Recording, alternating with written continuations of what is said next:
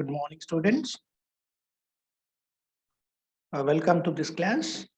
In previous class, we discussed about the example problems on simple air cooling system in aircrafts, and also we discussed the working of simple air evaporative cooling system and its comparison with simple cooling system. In this class, we are going to discuss some example problems on simple air cooling system. After that, we will go for another air cooling system, that is bootstrap air cooling system. Okay, let us go for an example problem in simple air cooling system. I will share the slide that is represents a work example on simple air cooling system.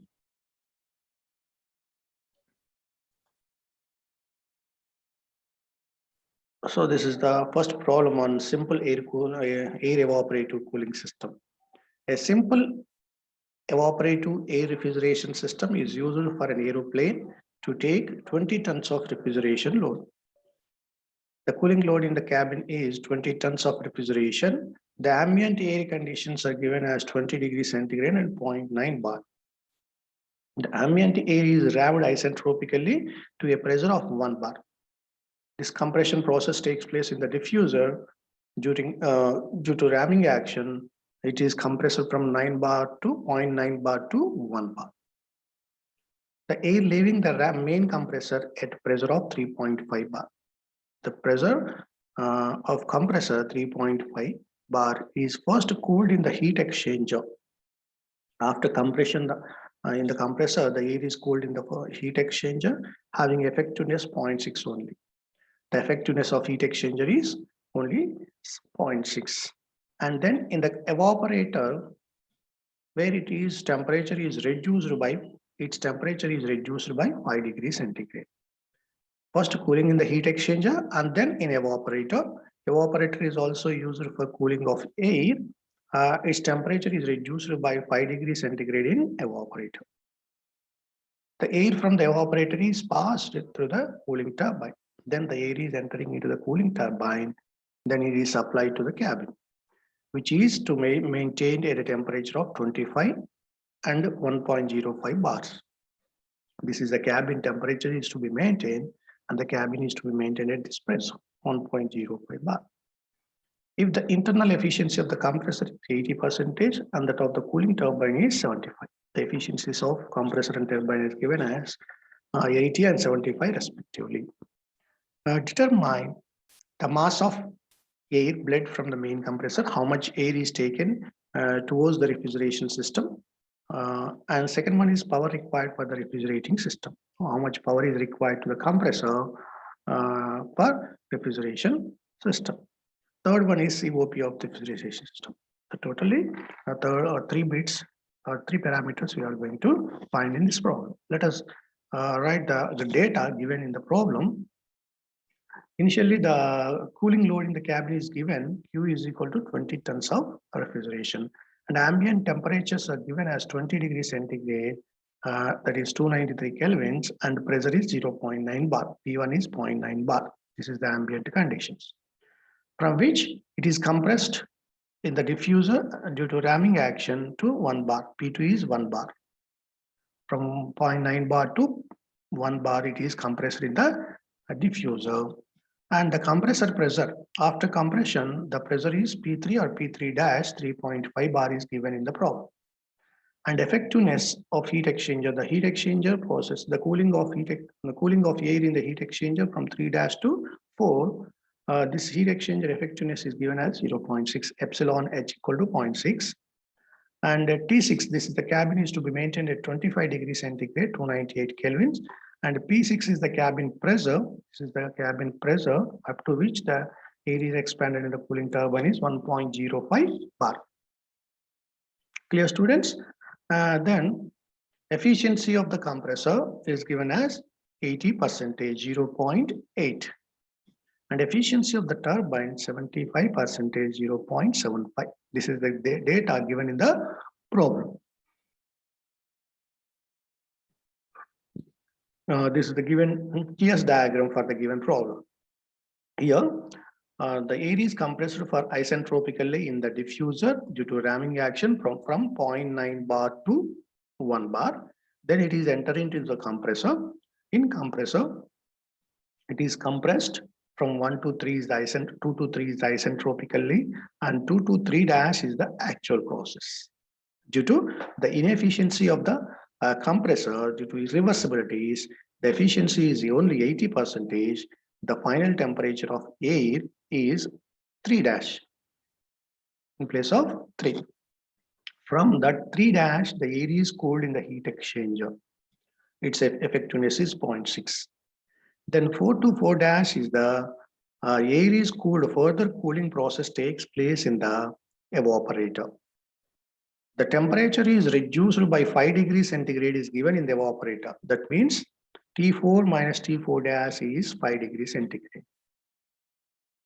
Then 4 dash to 5 is the isentropic expansion in the cooling turbine, and 4 dash to 5 dash is the actual expansion in the cooling turbine. This is the air after expansion, the air condition is 5 dash. At this 5 dash, from this 5 dash, that means the state point 5 dash having the low temperature and pressure in the cycle from where the air is supplied to the cabin. In the cabin, the heat is absorbed by the air and it will be temperature is rising from 5 dash to 6 by absorbing the heat from the cabin. The cabin pressure is 1.05 bar and temperature of the cabin is maintained at 0.6, that is 25 degrees centigrade, 298 kelvins. Clear, students? Let us find the temperature at each point of the cycle. We know that temperature T1, 293 kelvins. By using the T1, we can find the T2 by applying this adiabatic rule, T2 by T1 equal to P2 by P1 all power gamma minus 1 by gamma. This rule is applicable for vertical lines only, that is isentropic process. P2 value is given as 1 bar and P1 is 0.9 bar. 1 by 0.9 all power gamma value is 1.4 for air, 1.4 minus 1 by 1.4 or 1.11 whole power 0.286. We will get 1.03 is the ratio of temperature across the diffuser.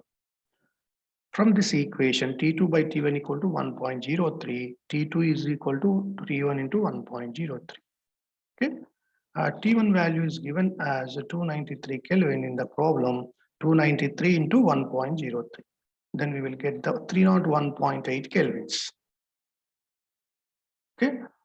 This is the T2 temperature at point T2, state point 2. By using this T2, we can find the T3 by applying the same adiabatic rule. That is T3 by T2 equal to P3 by P2 whole power gamma minus 1 by gamma. So isentropic compression process 2, 3, T3 by T2 equal to this formula.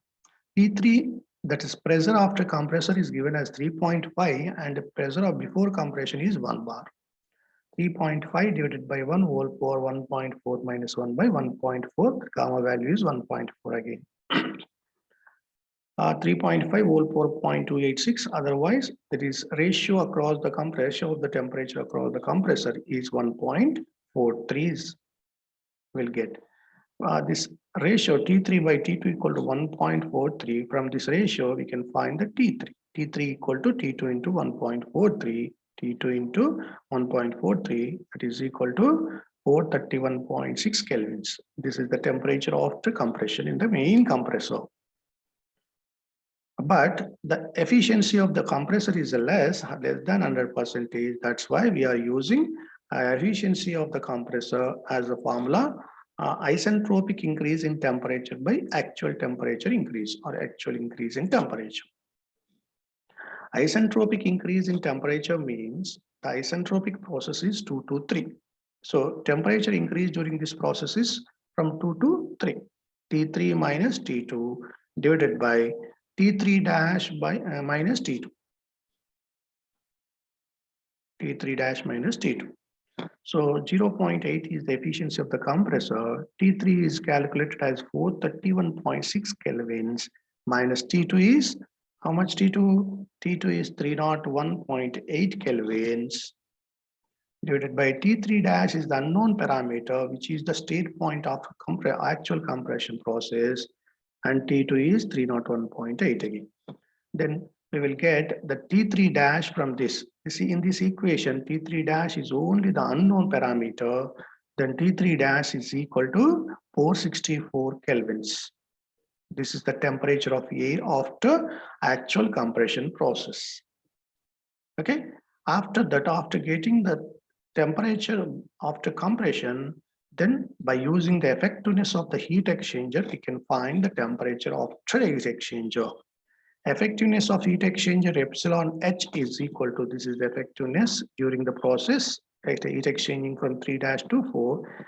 Effectiveness means effectiveness of heat exchanger is defined as the actual temperature drop or actual heat rejected by the air from 3 dash to 4 divided by the maximum possible heat rejection or maximum temperature drop.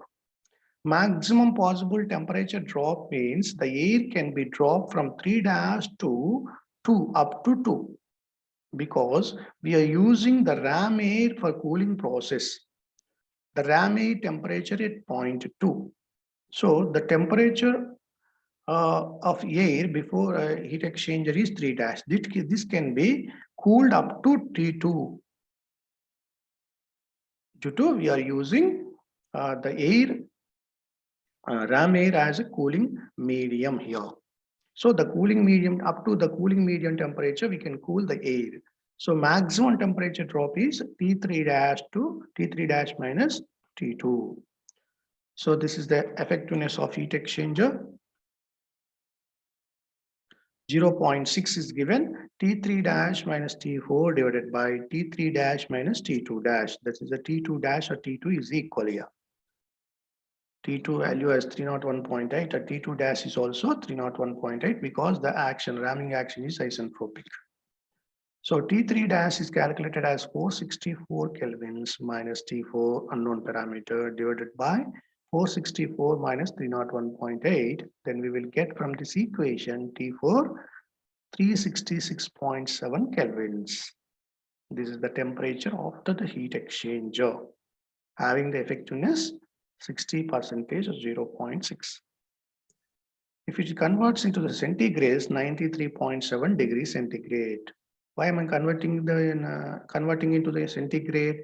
Because in the heat exchanger, the evaporator, the temperature is reduced by 5 degrees centigrade.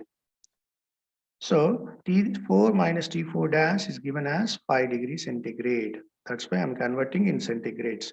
Therefore, the temperature of air leaving the evaporator and entering the cooling turbine is T4 dash. The T4 dash is 5 less than the T4. Therefore, T4 minus 5, 93.7 degrees centigrade minus 5, 88.7 degrees centigrade. Otherwise, kelvins in 361.7 Kelvin. That is the temperature before expansion is 361.7 kelvins here. Before expansion means this is expansion process. And this is the before expansion point. 4 dash T4 dash is 361.7 kelvins. By using the T4 dash, we can find the T5 by using adiabatic rule. That is T4 dash by T5 equal to P3 by P6 whole power gamma minus 1 by gamma. The here 4 dash point and P3 or P4 dash. Here P4 dash divided by P5 can be right, but P4 dash is equal to pressure 3. 4 dash and 3 are on the same pressure line. 4 dash and 3 on the same pressure line. Therefore, we can use this as P3 and this 5 dash, 5 and 6 are thus on the same line. Therefore, we are using in place of P5, we are using P6. P6 also same, that is cabin pressure 1.05 bar. So P3 by P6 whole power gamma minus 1 by gamma, 3.5 divided by 1.05 whole power, 1.4 minus 1 by 1.4, that is 3.33 whole power 0.286. We'll get 1.41 is the ratio across the turbine. So from this, T5 is equal to T4 dash by 1.41. 1.41. So T4 dash is 361.7 kelvins divided by 1.41. We will get the temperature after expansion isentropically to 56.5 kelvins. After getting the temperature after isentropic expansion, then by applying the turbine efficiency, this is the actual isentropic temperature. After getting this temperature, by applying the efficiency of the turbine, we will get the T5 dash. Efficiency of the turbine is the ratio of actual temperature drop divided by isentropic temperature drop. Actual temperature drop from where to where? T4 dash minus T5 dash. This is the actual temperature drop. Isentropic drop temperature drop is T4 dash minus T5. This is the efficiency of the turbine. So actual temperature drop in temperature by isentropic drop in temperature, T4 dash minus T5 dash divided by T4 dash minus T5. The efficiency of the turbine is given as 75% eta T, and T4 dash is 361.7 we are calculated earlier, minus T5 dash is the unknown parameter. This is the temperature of air after actual expansion, and T4 dash is 361.7. T5 is 256.5 here calculated, 256.5 Kelvin. Upon substitution of all the parameters, we will get T5 dash is the unknown parameter here. T5 dash is 282.8 kelvins. Dear students, finally we are getting a 282.8 kelvins, the air temperature after actual expansion. From this point, 5 dash point, from this temperature, the air is sent to the cabin. Okay, in the cabin, the temperature rises to how much given? 25 degrees centigrade in the cabin, or 298.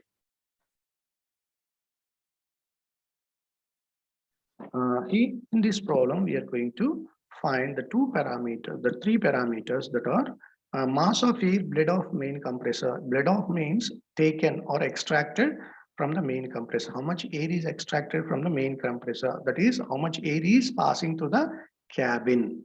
Indirectly, how much air is passing through the cabin, and the power required for the compressor or refrigerating system. And COP. These are the three parameters we are going to find here. A mass of air bled off main compressor means we know that the air bled off main compressor, made of the main compressor, is also passing to the cabin, in which the refrigeration effect produced. Therefore, mass of air is equal to, this is the formula, refrigeration effect formula is MA into Cp into T6 minus T5, that is refrigeration effect. How much refrigeration effect cooling load in the cabin? That is given as 20 tons of refrigeration Q value. Therefore, MA equal to 210 into 20 by Cp is taken as 1 here, and T6 298, which is maintained in the cabin, minus T5 dash is 282.8 kelvins. Then we will get the mass of air bled of the main compressor, or which is also passing through the cabin, is 276 kgs per every minute. So this is the mass of air bled from the main compressor. Clear, students? And then power required for the refrigerating system. How much power is required? Power formula is MACP into T3 dash minus T2 dash. This is the temperature rise across the compressor divided by 60 is the conversion factor to the kilowatts or kilojoules per second. So mass of air bled is 276 into Cp value is 1. T3 dash is 464 we are calculated, and T2 dash is 301.8 is also calculated from the given data, divided by 60, then we will get the 746 kilowatts of power is required for the system, refrigeration system. Dear students, and lastly, COP of the refrigerating system. COP, we know that the refrigeration effect divided by power. Refrigeration effect is 210 into Q is the refrigeration effect in kilojoules per minute. P into 6 is also in kilojoules per minute. P is in kilowatts into 60, then we will convert it into kilojoules per minute. So 210 into 20 ton of refrigeration divided by 746 is the power into 60, then we will get only 0.094 is the COP. So it consumes more amount of power. This system is consuming more amount of power and it is very less COP. 0.094 is the COP. Clear, students? This is the problem related to the simple air evaporative cooling system. And then coming to the bootstrap air cooling system. Bootstrap air cooling system is the one of the air cooling system used in the aircraft. This is used for high-speed aircrafts. I will explain in this class this system, bootstrap air cooling system. This is the aircraft which is moving in this direction.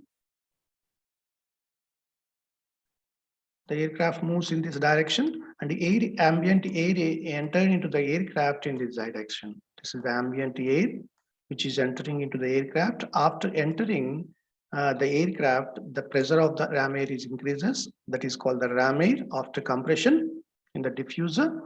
The ram air is some amount of ram air is entering into the main compressor. Remaining amount is taken to the heat exchangers. Here the two heat exchangers are used. The ram air after compression, the diffuser will be diverted towards the heat exchanger and remaining amount of ram air is compressed in the main compressor. Clear? So after compression in the main compressor, the air is some amount of air is taken into the combustion chamber. This is the combustion chamber, and the remaining amount of some other amount of air is taken into the heat exchanger side. So the partial air is taken into the combustion chamber and remaining amount is taken into the heat exchanger. Clear? So in this heat exchanger, after compression, the temperature of air is high. To decrease the temperature of air in the heat exchanger, the ram air used as a cooling medium. Here the ram air is used as a cooling medium. By using this ram air, the air coming from the main compressor is cooled, first of all, at a constant pressure. Okay, this is the first heat exchanger. After cooling in the first heat exchanger, the air is compressed again in the secondary compressor. This is the secondary compressor, which is compressed in the compressor again to increase the pressure. After increasing the pressure, the air, pressurized air is again entered into the second heat exchanger. This is the second heat exchanger. In the second heat exchanger, at that high pressure, which is cooled, that means at constant pressure, the temperature of air is reduced again by using the ram air. In this heat exchanger also, the ram air is used as a cooling medium because the ram air having the temperature is less than the air temperature coming from the main compressor.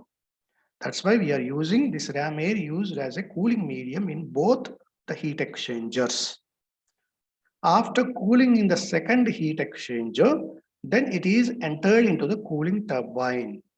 The low temperature and high pressure air will be expanded in the cooling turbine. In the cooling turbine, the pressure is also reduced along with the temperature. The low temperature and pressure air will be sent to the cabin of the aircraft. This is the air to the cabin after expansion. Here, the secondary compressor and cooling turbine are coupled on the same shaft. That means the work produced by the cooling turbine is utilized to run the secondary compressor here. Clear? In previous systems, the work produced by the cooling turbine is utilized to run a fan, isn't it? The fan is used to increase the air flow rate across the heat exchanger in the previous systems. But here, there is no fan is using. The work produced by the cooling turbine is utilizing to run the secondary compressor. That's why these are placed on the same shaft. Clear? So we are giving the work for the main compressor only. This work given to the secondary compressor is automatically given by the cooling turbine, which is inbuilt in the system. Clear, students? After two heat exchanger, the ram air again exit to the atmosphere, that is the exit jet. Clear? This is the system in which two heat exchangers are used and two compressors are using and two turbines are using. One is cooling turbine, another one is a gas turbine in the aircraft. Two heat exchanger, two compressors and two turbines are using in the bootstrap air cooling system. Clear, students? Shall we go for the TS diagram for this bootstrap air cooling system?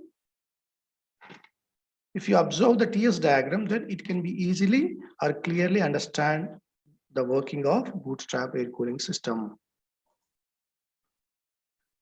This is the TS diagram of bootstrap air cooling system. Here, a bootstrap air cooling system is shown in figure. This cooling system has two heat exchangers instead of one, and a cooling turbine drives a secondary compressor instead of cooling air fan. The air bled from the main compressor is first cooled by the ram air in the first heat exchanger as explained earlier. This cooled air after compression in the secondary compressor is led to the second heat exchanger. This cooled air in the first heat exchanger is compressed in the secondary compressor. After compression process is led to the second heat exchanger where it is again cooled by the ram air. Again, there is also we are using ram air as a cooling medium. Ram air before passing it to the cooling turbine.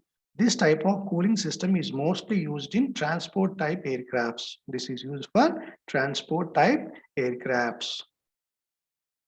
The simple air cooling system is used for high speed aircrafts. Okay. This is the TS diagram in which a number of pressure lines are there. This is the ambient pressure line. From the ambient condition, the air is compressed during entering into the aircraft. In the diffuser, this is the compression process in the diffuser. This is the isentropic compression. Due to the irreversibility in the diffuser, the actual state point of air after entering into the aircraft is 2 dash. Okay, the small pressure drop takes place in the diffuser due to friction. Clear? The final condition of air in the after diffuser is 2 dash. From there itself, the air is entering into the main compressor. From 2 dash to 3 is the isentropic compression in the main compressor. 2 dash to 3 dash is the actual compression in the main compressor. Clear? Due to irreversibility again in the compressor, the actual process has to be taken. So from 3 dash to 4 is the heat exchanging process, that is the heat rejection in the first heat exchanger that is represented from here in this diagram. After compression, here the 3 dash is the condition of air. From this 3 dash to 4 condition is here. From 3 dash to 4 is the cooling process in the first heat exchanger. Okay. From there, the air is entering into the secondary compressor. From here, the fourth point, here the fourth point. From there, the air is entering into the secondary compressor. In the secondary compressor, again compression process will be takes place. So this is the 4 to 5 is the isentropic compression in the secondary compressor. 4 to 5 dash is the actual compression process. This is the secondary compressor pressure. This is the main compressor pressure, secondary compressor pressure. Okay. Then 5 dash to 6 is the cooling process in the secondary heat exchanger, second heat exchanger. After the air coming from the secondary compressor, which is cooled in the second heat exchanger up to 6 point. So 5 dash to 6 is the cooling at constant pressure in the second heat exchanger. Then the air entered into the cooling turbine. Air enter into the cooling turbine here. From here, the state point is 6. From 6, this is from 6, the air is expanded in the cooling turbine. Clear? So expansion process is 6 to 7 is the isentropic expansion. 6 to 7 dash is the actual expansion in the cooling turbine. This is the 7 dash actual expansion.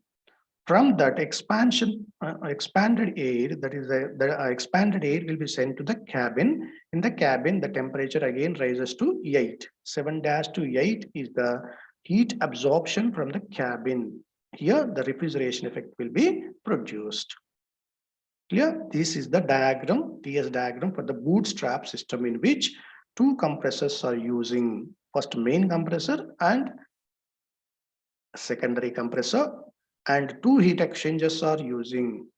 First heat exchanger from 3 dash to 4, and second heat exchanger, the air temperature reduced from 5 dash to 6. Clear, students? Let us go the process one by one. The process of 1-2 represents isentropic ramming of ambient air from P1 and temperature T1 to P2 and temperature T2. The process 1-2 dash represents the actual ramming process because of internal friction due to irreversibilities. The process 2 dash to 3 is the isentropic compression of the air in the main compressor, and the process 2 dash to 3 dash represents the actual compression of air because of internal friction due to irreversibilities. Next, 3 dash to 4 represents the cooling by the ram air in the first heat exchanger. The pressure drop in the heat exchanger is neglected. The process 4-5 represents the isentropic compression in the cooled air from the first heat exchanger in the secondary compressor. The process 4-5 represents the actual compression process because of internal friction due to irreversibilities. The process 5-6. What is the 5-6? This is the heat rejection process, a temperature rise, temperature drop in the secondary heat exchanger, second heat exchanger. 5-6 represents the cooling by ram air in the second heat exchanger. The pressure drop in the heat exchanger is neglected.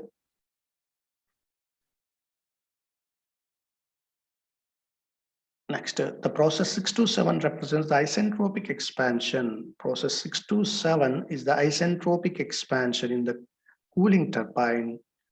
Cooled air in the cooling turbine up to cabin pressure. Up to cabin pressure, it is expanded in the cooling turbine. The process 6-7 dash represents the actual expansion of the cooled air in the cooling turbine.